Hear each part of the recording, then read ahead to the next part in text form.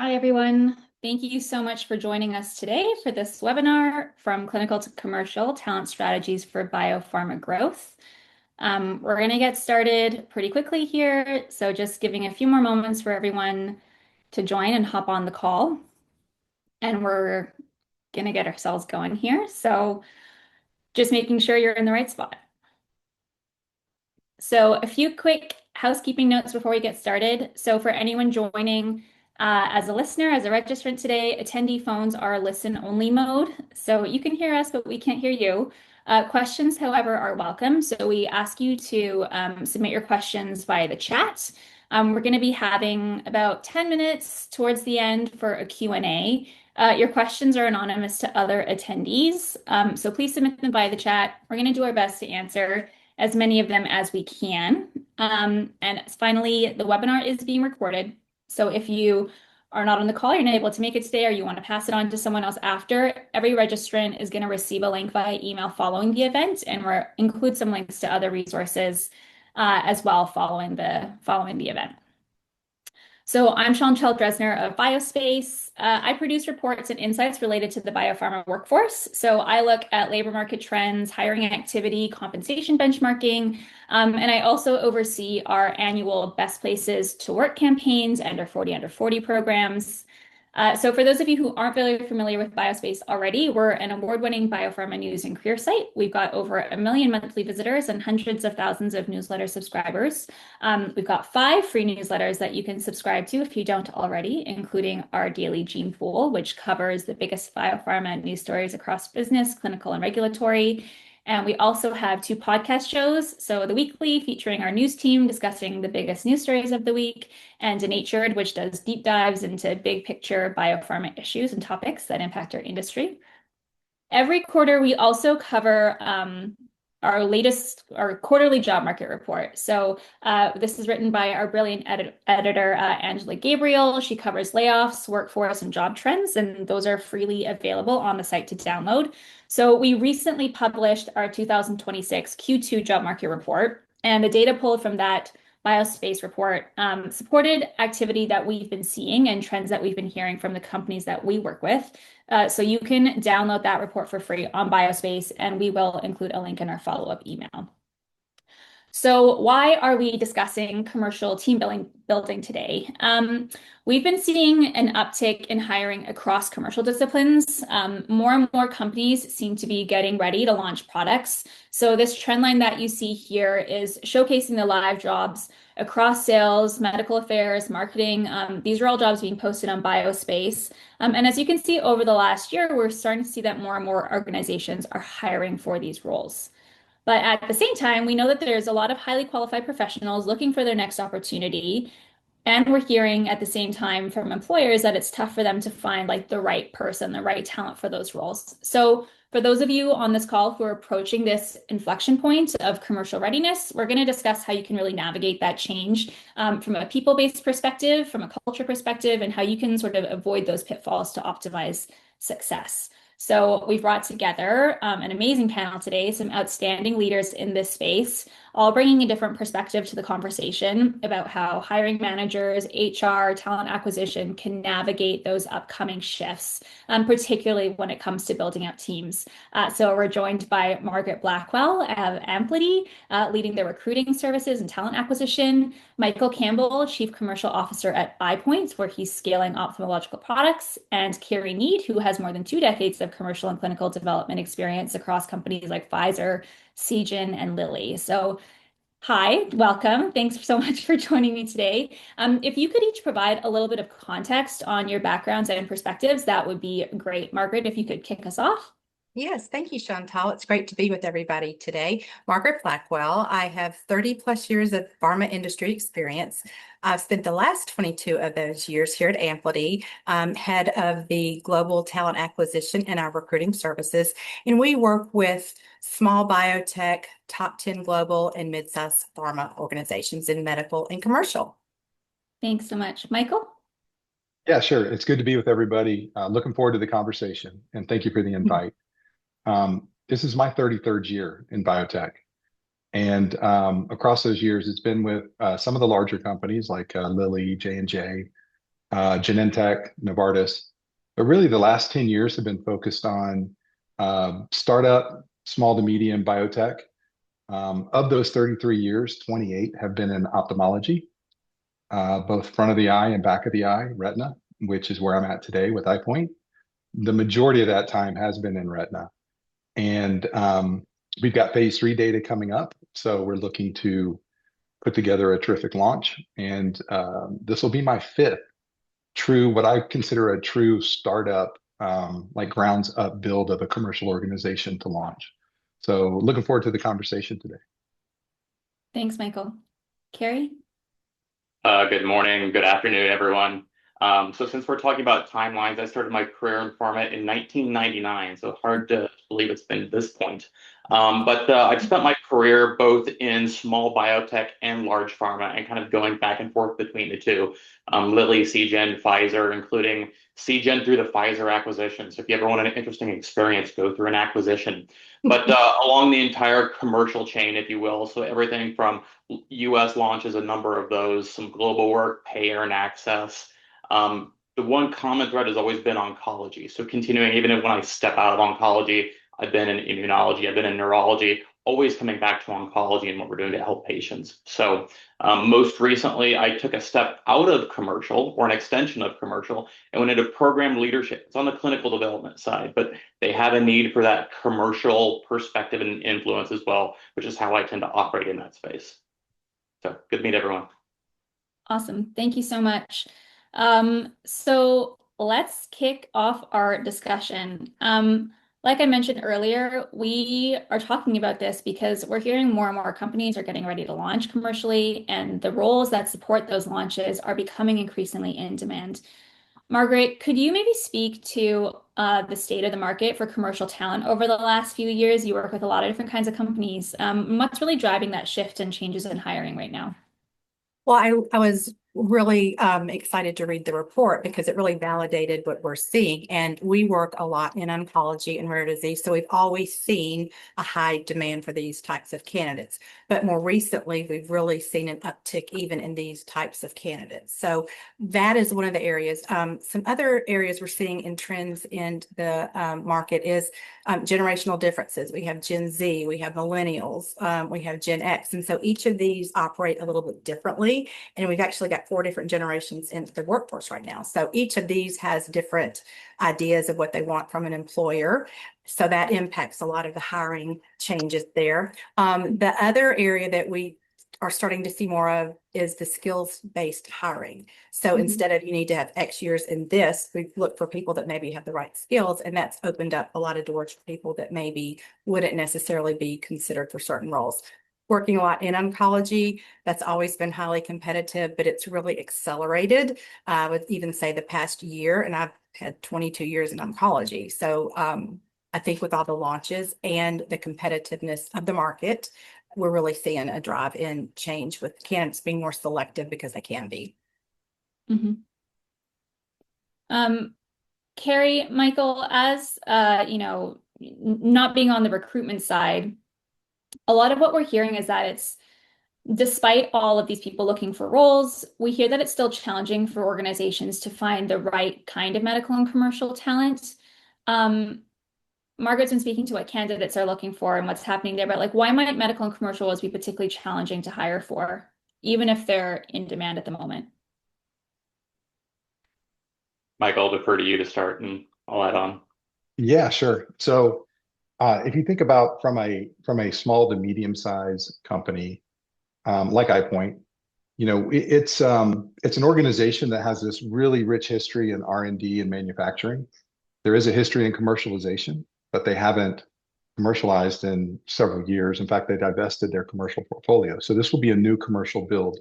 The reason I give that context is because the challenge is to make sure you get it right. We don't have the luxury of time. I mean, the entire future of this company is dependent on the success of this launch. It's not like a bigger company where you've got other therapies, you've got other revenue coming in, and they could be absorbed into the company where you could take maybe a slower approach to a launch. So the real challenge for us, Chantel, is to find the right good human being that also has the right skills. right? Mhm. And so that's the challenge. The challenge is finding that balance. I don't have any doubt that we'll be able to find the right experience and skills. It may take us longer than we want, but I don't have a doubt we'll find that. It's being able to also couple that with a good human being. And I think we'll have a chance to talk about what that means later. But Mhm. being able to put those two together and the balance of that is really the challenge. Mhm. Michael, I love to hear the human aspect and the just the individual aspect. I think the one thing that I've seen is the talent is there, but the question is, especially we're what, 4 or 5 years out post COVID. COVID really changed the dynamic, especially for a lot of earlier career professionals. So you saw an exodus of people out of your larger, more traditional metropolitan areas, Mhm. where all your especially bigger companies were located. And now, as that talent is starting to mature and come into later career, more leadership roles, I don't see that same willingness to relocate to one of those cities, especially as you're seeing a lot of companies move to an in-office type of environment or a hybrid type of environment. So I think we're in a little bit of a different dynamic. I don't have any data on that, but that's what I'm seeing as I'm talking to people who are actively looking right now when they're talking about what they are and aren't willing to compromise on or what they're willing to do. That actually, that's a really good point, and that's very interesting. And that actually brings me to Margaret. One of the things that I wanted to ask is, what is important to candidates right now? What do candidates want in 2026? There has been kind of overall this kind of philosophical shift in what's important in work and what's important to people and work-life balance. There's a lot of these things, but Margaret, when you're speaking to candidates, as Carrie noted, people aren't as necessarily willing to relocate. That can be impacted at like what point they are at in their lives, in their careers. But Margaret, what do you hear from people when they are looking for their next opportunity? What's important to them? Why might there be some misalignment? So Carrie, I love that you said that because we also see a shift in a willingness to do what maybe 10 years ago candidates would jump through hoops. Now they're really selective. And if they don't like the territory, they're not going to travel. They're going to find a job that is local. And so it really is about fitting what they want. Something that Michael, you touched on that we see with really good candidates, they also want that cultural fit. So this is why we really recommend a more open profile, because what happens is if you're very narrow in your profile, you're going to miss the people, the humans that are really great for that cultural fit. So as long as they have the core skills to do the job, we recommend looking a little bit broader, because then you're going to get people maybe that are more flexible and willing to do what's needed to make a launch successful or work in an area maybe that others won't. This really ties back to candidate experience, because candidates are evaluating employers as much as employers are evaluating the candidates. And so the employers we see that really win are considerate of the candidate's time, regardless if they're downsized or employed. They're going to be very thoughtful in the process. They're not going to delay hiring if they find that right person. And I was with the webinar last week, and they showed a 31%, up to 10 to 31% offer decline rate. We have very high acceptance rates, but in general in the market. And a lot of it, believe it or not, is based on their candidate experience, because they evaluate an employer's culture of how the Mhm. hiring process is going. And so I would say those are really the two key areas. Finances are really important. Salaries are really jumped, but you can have the highest of salaries. And if the culture isn't right, they're not going to want to continue in the process with employers. That's a good point. And I'm going to ask a couple more questions, Margaret, just because based on that, just on some of the research that BioSpace has done as well. So like obviously we do like polling and benchmarking around what's important to candidates too. And one of the things that I found was really interesting over the last few years, given the economic climate, more and more candidates are concerned about compensation, benefits, all of that is obviously always important, but they're looking at things like leadership. What's the leadership team like? What's the mission like? What's the financial stability like? What does that runway look like? So how would you advise, hiring teams how to address those concerns? You know, like, does that play into the conversation when you're talking to the employer and when you're talking to the candidates? Because, I mean, I think that candidates are trying to be a lot more discerning now. Like, they don't want to take a job just to be turned over again in a couple months, right? So they want Right. to know that there's a sense of stability there. How do you approach that challenge? I think honesty is really important. I think to be very transparent. Sometimes we will build teams pre-PDUFA. Nobody really knows what's going to happen, right? And so to pretend that it's all going to be great isn't fair to the employer or the candidate. So we really encourage our clients to be very transparent, have those honest conversations. I think really good candidates will appreciate that honesty and no sugarcoating the good and the bad. And we all know we've been in pharma, most of us, our entire career. So we know it's always a risk, but we encourage our leaders to get very involved and be very transparent with candidates. I don't know, Michael or Carrie, what you've found in your experiences in these situations. Yeah, I think so. Certainly, we've seen it. I think Margaret, to your point, I think part of our recruiting process is to make sure that we put culture, leadership, and that we have multiple touch points for people, so they don't just hear it from one person, and it may just sound like something that's in a break room.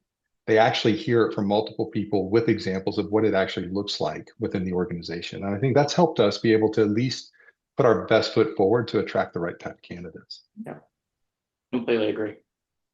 We have kind of a rule that you don't have to say yes. We tell it to our clients. If you don't like them, you don't have to say yes. And we tell candidates it's okay not to say yes because everybody may not be a right fit. And so, Michael, you touched on something with multiple touch points. We just completed a large oncology build, and this client was genuine and true to everything they represented and everything that the candidates saw through multiple employees of the company, and we experienced it. And so they were really successful in getting to hire who they wanted. But it's a launch, right? It's pre-PDUFA, but it was true. Everything was consistent, and what they saw and what they heard was in alignment. I think there's both the candidate and the employer perspective on this. As the employers, we want to make sure that we're getting the right candidates, the right fit. I've had people who've left teams within a year. No one wants that. So it's how do you go around that? How do you learn from that? So you're getting a really good look at the candidate, how they're going to work in an environment. But on the flip side, also, does the candidate really understand what your team, your company is all about? Do they feel comfortable with that? Do they think they will fit in that? So it's really kind of both sides really need to be evaluating, if you will. We create a success profile, and we'll sit down with our clients and we'll say, what does this person need to do to be successful in the role? And we'll say, who have been your most successful people and who haven't, and what's the difference? And then we have this success profile that not only spells the education, the experience, but also those competencies, because that's really the differentiator. And so we'll say, how does that align with your culture? And that way the employer sees it and the candidate sees it. And we can quickly discern pretty quickly if it's a high charging environment and this is a very patient-centric culture, then it's not going to be a good fit, even if it sounds really great initially. So I think really sitting down with everybody to determine it's best for everybody, right, Carrie? Because nobody, the candidate, the company, it's a lot of investment, right, to work with a new hire. And I think that's really helped us identify really strong fits. And then when it's misaligned, we go back and we go, wait a minute, where did this not fit? Agree with that. I want to almost take a step back and look at when do you start even thinking about building a commercial team? So at what point does an organization say, this is when we need to start thinking about it. This is when we need to start strategizing about what that team structure looks like. I would love to hear a little bit from you. Maybe Carrie, you can kick us off. I'd love to hear a little bit about timing and like when you start strategizing on what that team structure will look like and what you think will be successful, and kind of like, where do you start? I'll give the most unsatisfying answer in the world. It depends. It depends on, are you looking at a bigger organization and you have one of many assets? And are you going to scale globally? Are you going to have just a US type of launch? What are the dynamics that are actually going to determine whether a product is successful or not? What levers do you need to pull? Do you need to pull payer and access earlier on because you're concerned about pricing implications from Europe back to the US now, which is a new thing, or in the US, just trying to get that early access? How soon do you need to do that? If you're looking at a global launch, then are you doing brand building before you go to the US? Or I know one biotech that has built out their US team, and as they've mitigated some of their risk and they've gotten additional funding, then they've built out global. So it really depends. But kind of at least big pharma is always about L minus 30 to L minus 36, ideally. Smaller biotech, you're in that L minus 18 if you're well funded, or if you don't have quite the level of funding or it's a smaller launch, then it may get closer to that PDUFA date. So it's really all across the board. I think the organization has to think, what do they really want from that launch to be able to be successful and go back to their investors, et cetera. Yeah, I think Carrie, I think that last part is really important because it really, to your point, it depends. It really is the company dynamics that you're working in. And so, for example, I mean, as I mentioned earlier, I mean, the success and future of iPoint depends on our upcoming launch. And so, to answer your question, Chantel, it's early and early at this point. I mean, that's when you do it because of those dynamics that we just talked about. And Carrie hit on a couple of those, but when you're in a very specialized marketplace where reimbursement complexity is at an all-time high, where it's buy and bill and it's got those dynamics, there is a expectation that the payer, the reimbursement services, the patient services, all the services that need to be in place that take a long time to put in place and get right is a well-functioning part of your launch. And so those are areas that we jump on really early. We do a lot of research with the payers and with the practices and practice administrators, but we also look at what kind of systems do we have to have in place so that when we launch, it's an easy experience for the doctor to choose our product, and it's even an easier experience for the back end office to process the claim. And for that to happen, I mean, those are success factors, I would say, across all therapy areas. But when you have a high degree of reimbursement complexity, and just complexity in doing a benefits investigation and appeals, all those processes have to be in place. So that's why I say early and early. And we're ahead of that because those systems to put in place, there's so many interconnectivities. There's connectivities to data. There's connectivities to IT. Yeah. There's obviously connectivities to the practices. So to be able to get that right and make sure that that's in place, because that is a launch killer in my market. I mean, you can have a great product, you can be differentiated, but if it's hard to use and they're getting, struggling getting reimbursed, man, it'll slow your launch down in a hurry. So we jump on those types of specialties and people who can come in and help us put that together. We actually jump on that early.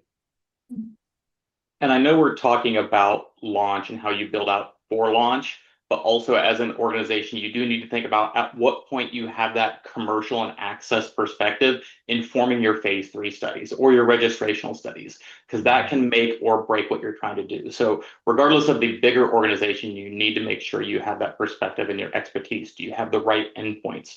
Are you talking to the HTAs outside the US if that's where you're going to go? All of those elements are incredibly important, even as you're designing that phase 3 study. Agree. Thanks. Michael, you mentioned that you spent the last few years at some startups. New companies right now, I think, are under a lot of pressure, maybe more than ever, to operate lean, to operate efficiently. So I want to ask a little bit about prioritization.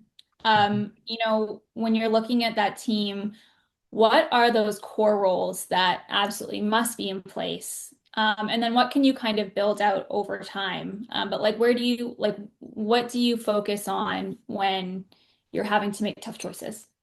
Yeah, no, it's a real question, right? I mean, when you're at a small to medium biotech, cash flow is king. And so being able to prioritize when you do this build, when there's budget implications is extremely important. And so obviously we phase our approach and we have gates that we put in place with milestones that would then open up the next opportunity to continue to build. But the reality is, Chantel, that when you look at what's the priority, we've mentioned some of those. So some of the leaders that I've currently brought into iPoint have specialty in this payer reimbursement, patient access area, along with marketing and strategy. And the reason is because there's so much market research going on to best position yourself and to best brand yourself. So those are priority areas for sure. And then of course, as those gates open, as those milestones are hit, then we continue to build out commercial operations, and we continue to build out, the rest of the marketing team, and of course all of the account management functions. But those are all stage gated. What can we wait until later, I think was part of the question.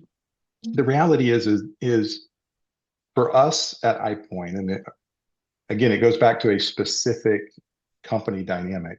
I don't have the luxury not to have everything in place at launch to be successful. I just don't. The way I have seen this operate in past launches is it's less about what can I wait to hire, and it's more about what can I then flex to address the marketplace? What do I need to adjust within the organizational structure to address the marketplace? I'll give you an example. I had a launch in Retina, and we thought we had enough field reimbursement managers out in the field. And the reality was CMS had made some changes. There was some complications in being able to get the product reimbursed, and we didn't have enough. So I had to adjust. About 3 to 4 months into launch, I had to adjust. I had to reallocate headcount to put more field reimbursement managers in the market. So I don't think it's, for me personally, I don't think it's about what can I wait to hire. It's more about what are the adjustments I need to make after launch. So in terms of the kind of people that you're looking for, what you want to see, Michael, you had mentioned talking about good human beings is something that you want to look for. And the answer might be different from all three of you, but what are people looking for when they're building teams? Margaret had even mentioned, a shift to like skills-based hiring. Good human beings aside, what kind of skills, hard or soft, are you typically prioritizing? Obviously that can be depending on the role itself, but are there any kind of core competencies? Are there any kind of things that consistently you keep an eye out for when you're, sorry, no pun intended, but when, it when worked. it was right there. It's good not to use. When you're hiring and when you're looking for talent. And Carrie, Michael, Margaret, I'm happy for any of you to kick us off here. Michael, maybe you start, and Carrie, and then I'll Sure. follow up. Absolutely. So I think from a skill and experience standpoint, Chantel, obviously, I think the ability to work in complex environments is really not complex from a company standpoint, but complex from a marketplace standpoint. So I mentioned some of the complexity with reimbursement, some of the complexity with the way the buy and bill model is now working.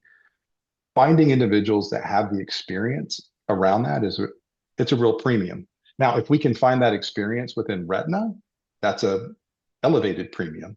But we've also been really successful finding people who have those experiences outside of the Retina marketplace, where there's some good surrogates, like somebody mentioned oncology earlier, rare disease.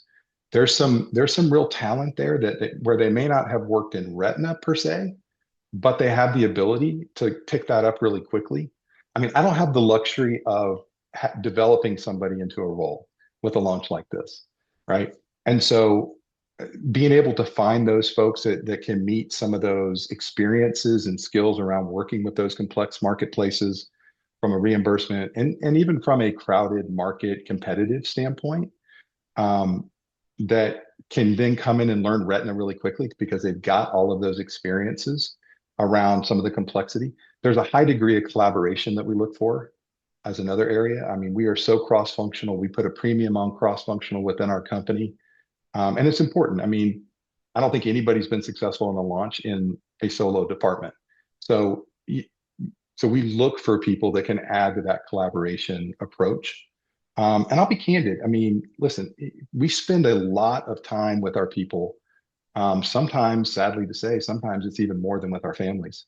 So you better like who you work with, right? And so the point is, we take the time to make sure that not only are we finding the right skills, the right experiences, the right good human being, but somebody that's going to add to the fun environment that we're trying to continue to maintain within our organization. Thanks, Michael, I Margaret. think that's perfectly said. I think the only thing that I would add on, at least for, and there's nuances as a hiring manager of what each person wants, what will or may not work with. But for me, I always say I want fire in the belly, like that intrinsic motivation. I don't want somebody who's going to say, "Tell me how to do this and what I need to do." I need somebody who has that motivation to go out and figure it out. That we actually ended up saying that a lot when we were at CGen is just FIO, figure it out. And you want kind of some of that just mentality, not to wait, go take care of it, go figure it out. And I think that especially for smaller companies where you don't have the processes, you don't have the way of doing things, you're designing it as you go. So we need somebody who has that kind of a different type of approach just to go get it done. Yeah, yeah. Sorry, Margaret. Just one thing, because Carrie sparked a thought, which is really important, I think. And so the other area that goes along with what Carrie was saying is we're big believers in empowerment. Like we want to empower people to go get the job done. But here's the caveat: empowerment comes with accountability. And so if we don't have the right people who, I mean, everybody will say they want to be empowered to make a decision about their role, their department, whatever. But sometimes you find those people who want the empowerment without the accountability, and it doesn't work that way. And we put a lot of emphasis on that. I mean, we want to empower people as long as you're willing to take the accountability of the outcome or the decision, being able to Mhm. live with the decision. And so I think that's the nuance around that. Mhm. Hearing both of you, Carrie and Michael, it really emphasizes what we hear. And there's different types of roles, right? In oncology, you just have to have a certain level of clinical acumen. You need to be able to understand the science. It's not something that just somebody from certain different therapeutic classes are going to pick up easily. And in smaller companies, that time to effectiveness is really, really important. You don't have a lot of time to waste. Integrity is critically important. So when we look at people that need to make decisions and are more autonomous, we still want to know that they're integrity, compliance focused, because you need to be careful to make sure. And something we learned many years ago, somebody that maybe was terrific in a large pharma, right, where they had resources that did every task was given to a different department, and then working in a smaller organization where they didn't have the resources, we found that people that could do just what you said, Carrie, they could figure it out. And so we even start to assess that early, even in the interviewing process. Do they need a lot of hand holding? What are we hearing? And so we can quickly determine, I don't know if they're going to be able to fit very well in a small organization.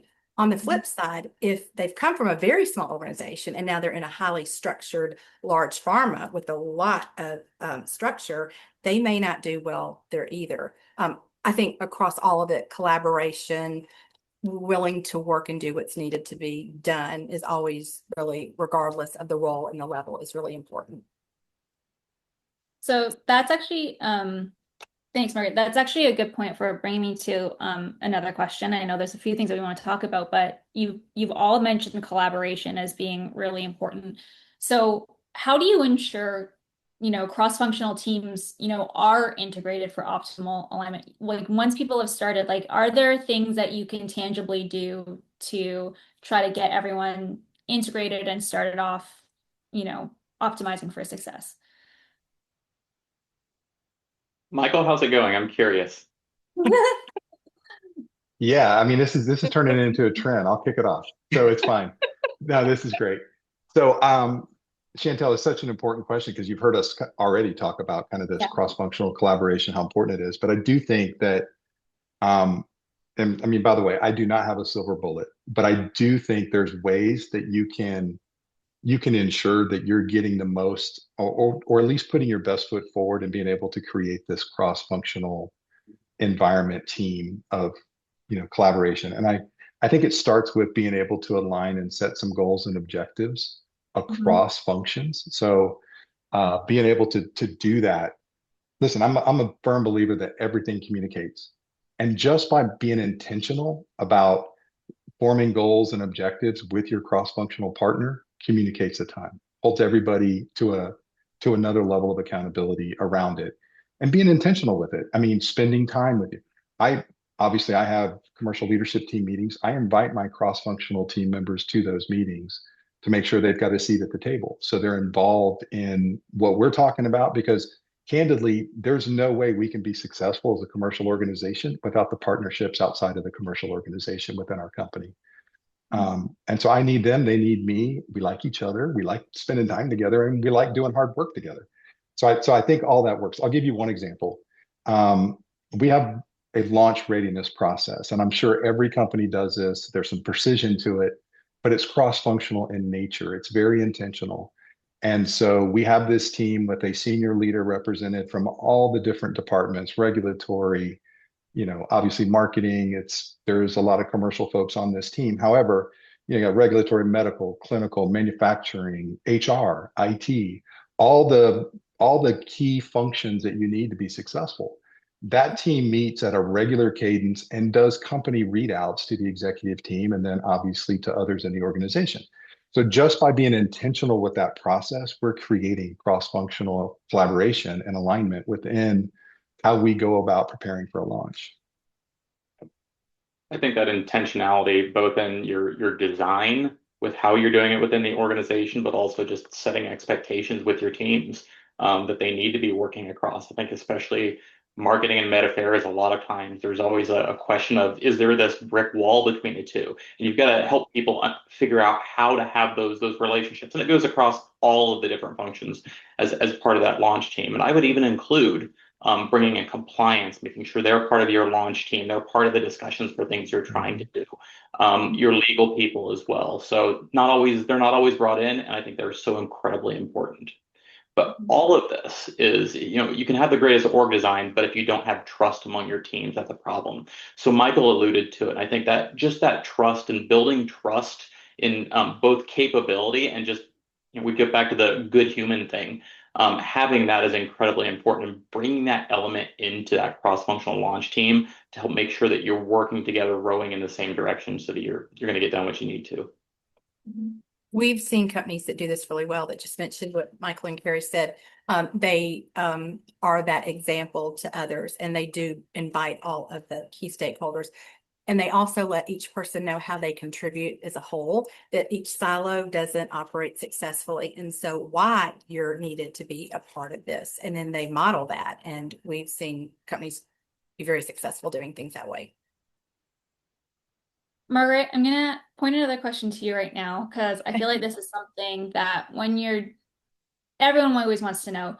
What are the most common recruiting and hiring mistakes in medical and commercial searches? I'm sure with your experience, you've kind of seen the full gamut of things gone wrong or mistakes made. So what can you say to maybe help people learn from others' mistakes so they don't repeat them?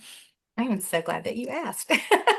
And I'm going to give you an answer, and then I'll give you examples, but we often find it's really not the talent, it's the process, and the process gets broken. And so those are things that we can easily fix. For example, if the right candidate is identified, sometimes the erroneous thought is, let's wait. Let's see who else is out there. And if you've seen, if you've been doing this a long time and you've seen, a decent number of candidates, we think should be dialed into, okay, this is what we want, we've decided. But it's amazing, candidates get lost because they don't think the company was really interested in them, because they didn't follow up. There's gaps between the first, second, third interview.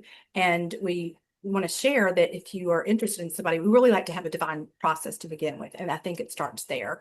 This client we just completed a build with, we from the very get-go, here's the defined process, here's what the timeline looks like, here's what the steps look like, so that there's no confusion and everybody knows what to expect. And candidates appreciate that. They want to know if it's going to be 2 weeks, it's because of this. The other areas that we think is sometimes that false belief that there's plenty of candidates out there, companies are downsizing, we can take our pick. And then they don't treat candidates respectfully. And so that is back to the good human. Everybody needs to be a good human to one another. The narrow profiles, I think, that we talked about can really eliminate some really great people. And then I think indecisiveness it's all really tied together, right? But the companies that are very decisive, and something we're seeing a lot of, and again, working in oncology, working with MSLs, sales, we always have competing offers. It's just part of what we deal with, but there's been a larger uptick. And what we're seeing more of is it's not just one particular offer, it's 2 or 3 that we're competing with. And so the company that really shows that warmth, we want you, and is ready to move when the process is ready is critical. I think those are the biggest mistakes that we see. Like it's not necessarily just about the compensation and the offer, it's how the candidate has been treated as well. Right. Now, compensation, I take that for granted and I shouldn't, because the compensation really does have to align with the role profile. And going back to our success profiles, there needs to be an alignment with what the expectations are and what the role is. And Mike, I loved when you said this is a premium and this is an additional premium, because you already know what it's going to cost and the value. And some people either mistakenly aren't aware of the market, and that's one of the things we really like to educate is here's what the market's doing, or people just turn a blind spot to it. And that's unfortunate, because it's like everything else, right? If I want this, it's going to cost this. And it is huge, but all those other things have to happen, because money alone isn't going to do it. But compensation is really, we're seeing some jumps in oncology, MSLs, immunology, rare disease, and the packages, not just the base and bonus, but the packages are more than I've seen in all my years. It's really incredible. I'm very curious, has that been impacted at all by the fact that a lot of candidates, I mean, I guess it depends on how many roles are remote and how many roles are hybrid or in office, but does like a candidate's location ever have an impact on what that kind of looks like, you know? Yes, Some yes. places are more expensive to live than others. So. Yeah. Oh, yes. So we fill mostly field roles, field MSLs, field sales, nurse educators, and it is location based often. And we do prepare if it's in San Francisco, if it's in New York City, if it's Boston, we do a cost of living indicator. We have ways to kind of track, and it is amazing the cost of living. And so let's say $100,000 in Iowa is nothing in New York City, right? So we track kind of when you're looking at your overall compensation budget, we need to look where your territory is going to be, because that's really, really important. Yes. And I will say we do some corporate roles, and we've learned that remote is very valuable. We recently talked to one of our vendors, and they said 70% of applicants are still looking for remote roles. And so that has a premium in itself, that you can work remotely. And we also like talent. Does that align with what employers are looking for, or is there like a mismatch? There's It depends. If we can have an employer that's open to a remote role, and then have them get comfortable with, if they're doing the work and they're comfortable working in multiple time zones, if you could save a chunk of money and retention, because often in some certain areas, there's not as many opportunities. So you have less likelihood of people being poached, which is another thing I'll mention very briefly. We've also seen an uptick in oncology, rare disease, more poaching going on, like quite a bit, where clients are coming to us saying, help, how do we stop the bleeding? It's really prevalent. So it just depends. Michael, Carrie, you guys are on the other end. I'd love to hear your thoughts about that. Anything to add there, Carrie, Michael? You know, in your personal experiences, have you ever experienced made mistakes or, you know, been frustrated by the process and had learnings there as like a hiring manager, for example? I'll go back to one thing right now, just on the poaching. And I know firsthand experience, but I'm seeing this with a lot of my former colleagues and whatnot. I think a lot of it right now really depends on what are the right cool new opportunities out there right now. There's a few. And so I think that's responsible for at least some of the, especially in the oncology space, some of what's going on. But I think there's other dynamics that you may be seeing as well, Michael. Yeah, I mean, it's a reality of our marketplace. I mean, it's a reality, especially within our biotech pharma marketplace. And the best you can do, I think, is, you know, create an environment where people feel developed, where they feel trusted, where they feel empowered, where they feel wanted. And, you know, if you do that well, I mean, not that you're never going to have turnover, but you do reduce your retention risk for sure. And I think just understanding that as a leadership and making sure that that's areas within your company that are prioritized as part of your culture, as part of how you want to operate. You know, I've got examples, I'm sure everybody does, has examples where people have been offered more money to leave, but they didn't, because they really wanted to stay with the organization. They enjoyed the culture, they enjoyed their leadership. I mean, let's be honest, most company culture is determined by who you report to, right? And so that person who you report to, if they embody the kind of culture that you want, what the company says, who they are, that they actually say it, mean it, live it, act it, Mm. that's very attractive. I mean, the reality is that, we're very competitive in a marketplace where we do believe, Margaret, I think you mentioned premiums. We're willing to pay for the best talent for sure. So I don't know that anybody's going to really outbid us to a point where somebody Yeah. says, hey, it's a financial decision. It usually comes down to, you know, am I being developed? Do I enjoy working at this company? Do I enjoy working for the person that I'm reporting to? And if those are areas we can control. Yes, One of 100% the agree. Really agree. One of the one of the things that we wanted to discuss was around culture, and this is actually like a really great segue from what you've just been saying. When you're recruiting and hiring, how do you ensure that that person is going to add to the company culture and not subtract from it? And it's a great segue into our Q&A as well, because we're kind of coming towards the end of a time. Because one of the questions that came in was, how do you distinguish that good human being? How do you distinguish that candidate that's going to add to company culture in the recruitment process? It's all very well and good to say that you want those people, but how do you actually identify those people? Right. Yeah. That starts with sitting down. I mentioned earlier that success profile, but really sitting down and understanding the culture of our clients and sharing who has really been successful. What do you value? And we really pay attention to that. And then when we're evaluating candidates, it's easy to answer what people think you want to hear. But our recruiters get very involved and develop close relationships with these candidates because most of them are passive and most of them are employed. And so it takes a relationship to get them to move from one company. And during that period, you start to pick up on, is that really accurate, right? And you start to see patterns of behavior. And if that is in alignment with what we know our client's culture is like, wonderful. If we start to see some behaviors that aren't in alignment, then we quickly dismiss them. And it's not so difficult to tell over time with folks. Yeah. I think that's right on. I mean, the reality is we don't get this right 100% of the time. I mean, it's hard. And if you think about it, I mean, I wish there was a silver bullet on this, but the only thing, Chantel, that I have found that'll add to what Margaret mentioned, the only advice I can give is slow down your process. Be willing to slow down to really get a look. Because really what you're trying to do is you're trying to identify somebody's heart. That's the hardest thing in the world to interview to. I mean, think about this. So you're trying to get to their core, right? You're trying to get to what makes them tick and will they operate in the kind of environment that you want to continue to flourish in your own company culture.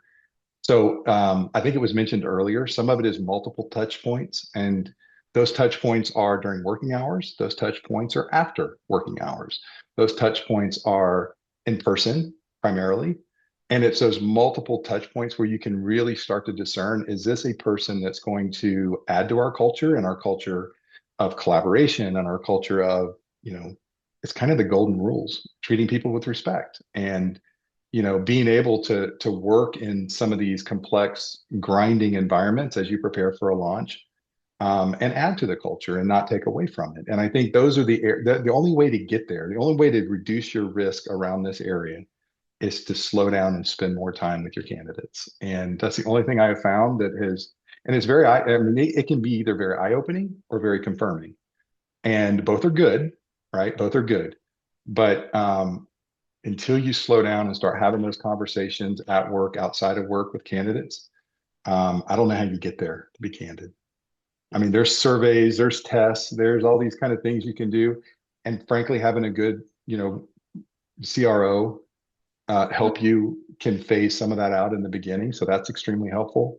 But Mhm. until you as a leader spend that time with that people or spend time with your candidates and with people in your organization, spending time with your candidates and trying to get that multiple touch point view, that's the best shot you've got to get this right. I Yeah. mean, we've all seen these candidates that bring all the skills, success, um, and you get really excited about it because they've been successful in these kind of skills and experiences that you're looking for, but they leave a lot of broken glass by how they do the job. And it's just, I mean, we've all heard the phrase, in doing the job is important, but how you do the job is equally important. it's that concept of trying to make sure you're spending the right amount of time with your candidates to get a good viewpoint on that, to reduce your risk that you're not just hiring for the best skills. I mean, you do want to hire for the best skills, but not just getting somebody that's got experience and skills, but they can also do it correctly within the organization that you want to operate within. Right. I mean, Michael, Carey, you're both commercial leaders yourselves, so I'm sure that at multiple points throughout your careers, like you've been in that candidate seat.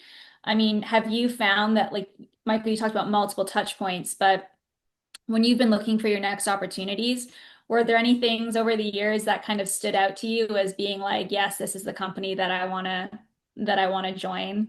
You know, because I'm sure we've got lots of HR and TA people on the call. We've got other commercial leaders on the call. You know, was there anything that you experienced that kind of was, if you were making hard choices between two, three offers, for example, you know, like what was it that kind of like closed the deal for you? I think at least for me, I relish the on-site visit. Not everyone does, but to actually be able to go on site to see how people are interacting. Number one, if you have offices, are doors open? That I Yeah. think one you can tell. Is there a chatter? Is there an energy? How do people just talk to each other? Even the transition between interviews. So if you're in a room and you have different people coming in, how do they interact with each other? It's all these soft elements that you can't necessarily put a value to or quantify, but you can see and you can feel that. And I think that's incredibly helpful. I think the other is, do you also see that between if you see a leader, if you interact with a leader, how are they interacting with their people or Mhm. other cross-functional folks in the room? So all of that is just, it's kind of you have to feel it out, but it's incredibly important. Yeah, I mean, I think that's spot on, Carrie. I think the other piece for me personally, Chantel, when I was looking at iPoint, um, I mean, I knew their clinical trials, I knew the market, I knew their opportunity, I knew it was an unmet need, I knew there was a huge upside if the trials were successful. It came down to, is this the place I want to work? And is this the type of executive team I want to be with and CEO that I want to report to? And to their credit, they spent a lot of time kicking the tires hard on me, and I spent a lot of time kicking the tires hard on them. So it goes back to that point of slowing down and spending time. I mean, we broke bread outside of the office together. I met with the executive team separately. Just multiple touch points to be able to say this is the right place. And I will tell you, one of the things that drew me to iPoint, outside of kind of the opportunity and their clinical program, was their culture.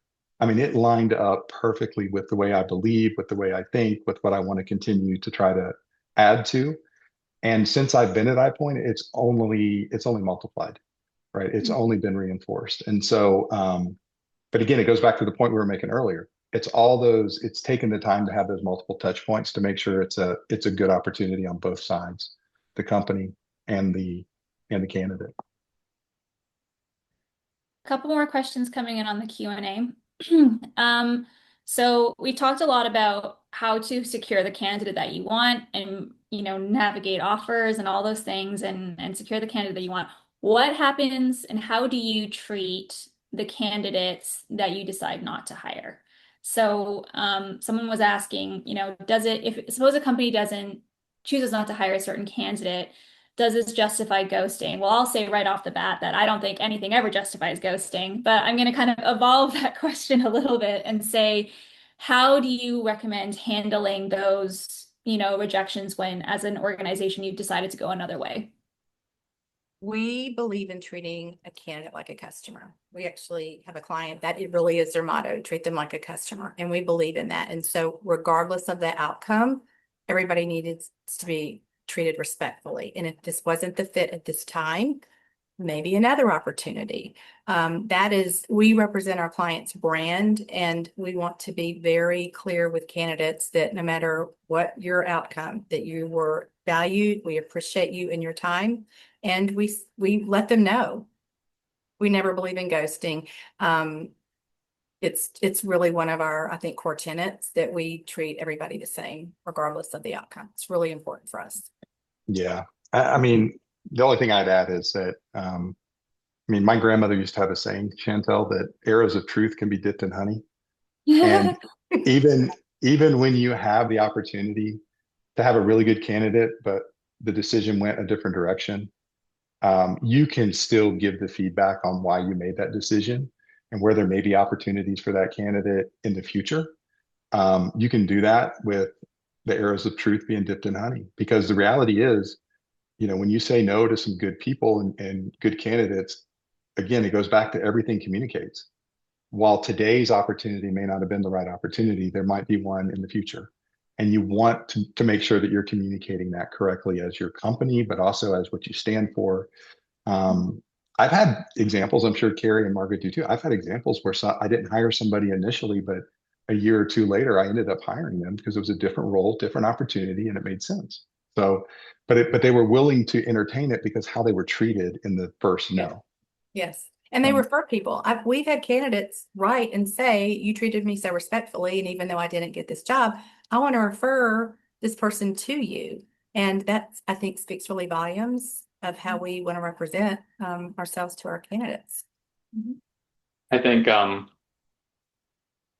thing hiring managers need to think about is, and I agree with everything that's been said, a lot of the ecosystems that we work in are incredibly small. And either as a hiring manager or if you're looking for a job, your reputation precedes you. Oncology is really small. West Coast oncology is even smaller. I work with people now that I worked with 15 years ago. So it will follow you around. And so how do you want to be treated as a candidate? If you're a hiring manager, what do you want that experience to be for you? And if it's not the right experience, so be it, or the right time, so be it. But you at least want to be putting your best foot forward as a hiring manager as well. It will follow you. It does. More questions coming in, and I see there's a couple of themes coming up that I want to see if we can address quickly here before we're at time. One that I'm getting asked is, how much is AI playing a role right now in the hiring process? And I'm curious as to whether anecdotally or in direct experience, that's something that you are experiencing at Amplity, iPoint. Is AI playing a role at all at this point? Are you hearing about people using AI tools as part of their hiring process? Because I think that there's kind of both sides of it. Candidate concern is, am I being screened out? And then employer concern is, am I either missing out on candidates that are being screened out accidentally, or like, how can I use tools to make my hiring process more efficient? But for me personally, have you heard, experienced anything on that front? So we value AI, we value technology, and we have a place for it, and we embrace it. For areas where human judgment and evaluation take precedence, it's not going to play a place in how we look and evaluate candidates. We use it very much so in putting together summaries for administrative tasks. We actually worked with a client where they've been able to calculate for buyouts of packages and such. So where you can put it to give yourself more time to spend with candidates and evaluate, we absolutely, and we do it all the time and are going to even do more so.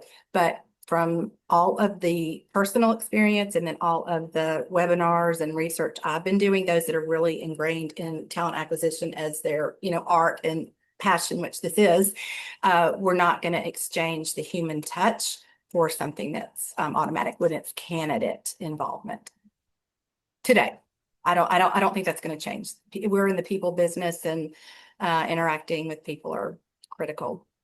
Yeah, I think that's such a good answer, Margaret, and I'm happy to hear it, because I don't know that AI is going to, for me personally, is going to play a big role in how I evaluate candidates. And so I've not heard a lot about AI in that aspect, heard about it a lot in other aspects of commercialization and launching in different areas, but not within the recruiting process per se or evaluating candidates. I have heard examples where it's being used for screening interviews. And I fundamentally disagree with that. To everyone's point, it is a heart process, and we need to be involved with that throughout. I think that perhaps maybe in different industries, I still fundamentally don't agree because I'm so ingrained in pharma. Maybe if it's where it's a simple, do you have a degree? Yes or no, and you can quickly, discard. But for what we do, it's not. But I do want to come back to that just a minute though, because a lot of things that we do to save time, AI has helped us. But it's again putting summaries together, doing evaluations of salaries or things where you can pull analytics and data very quickly to assess, of course, but not when it's people to people. Yeah. Yeah. Another question that's been kind of coming up a couple of times is appetite around visas. So I'm curious as to, I mean, there was a lot of news earlier about H-1B visas and that the cost of that going up. Have you experienced much appetite? Like, is where a candidate's based and the requirement for a work visa, if they're an international candidate, has appetite for that really decreased over the years? Was it never really there in the first place? How are companies sort of like navigating visas? Is it even really being entertained at this point in time? Or are you really just focused on if it's the best candidate, if they need a visa, then it's not really a concern? We are an international company, so we work in multiple, countries across the globe, and it really hasn't come up for us so much. I mean, in the US, for what the roles that we fill, it's Mhm. really hasn't. And so, in my experience, for the roles we fill, we haven't really come up against that. Largely US-based candidates that are, anyways, okay, yeah. Yeah, I haven't seen much of that either. And actually, I haven't seen any. But along the same lines, I would also say that, you know, and it goes back to a point that I think that was made earlier, remote opportunities, whether it's international or just philosophically, I'm a big believer in finding the right candidate and the best person versus the right zip code, with the Yes, caveat, as long as that person is willing to make the travel requirements to do the job well and to be at the right meetings. And yes. that's the balance to that aspect, whether it's international, which I've not been faced with yet, or whether it's even domestically. So, Thanks very much. I know we're at time, so I guess I'm just going to wrap up here and say any final parting words of wisdom, any final bits of advice or words of encouragement as we kind of log off here. I'll start since but anyway, the only thing I would say is if you are looking at an organization that is commercializing, that is really building a commercial infrastructure, either for the first time in a long time or the first time ever, be part of the journey. Like take the rest of the company on the journey with you to commercialization. You've got this entire company that has been working to get to this point. You wouldn't even have this opportunity if those folks in R&D and clinical and medical and manufacturing, if they haven't been successful. Take them on the journey with you. Find ways to take them on the journey. I've got examples. We're out of time, but the reality is you can bring them on the journey with you, and you can be additive to the company versus seen as who's this big commercial group coming in here now? Because arguably, will be typically one of the largest organizations in a company. And so anyway, just keep that in mind. That's my best advice. I guess I'll go next. It's a belief that people are our most valuable assets, and they're going to determine if a launch is going to be successful or not. And so one of the things I always say is invest in your people like you do the rest of your business. It's not just that they're an expense. They are people. You can motivate them. So invest in your people, especially for launches. But I think that goes across the board. Well, I love hearing that. And really, the motto is treat people like you would want to be treated. And if you follow that advice, I think it goes a long way. Right. Well, thank you so much, Margaret, Michael, Carrie. You've been fantastic. I've appreciated all of your insights, and I'm sure our audience has too. As a reminder for everyone who registered for the event, we are going to be sending an email follow-up with a link to the Watch on Demand webinar, as well as a link to some resources like the Q2 job market report that Amplity very kindly supported. So thanks so much for all of your time today, and I hope you enjoy the rest of your day. Thanks so much. Thank you. Thank you, guys. Much.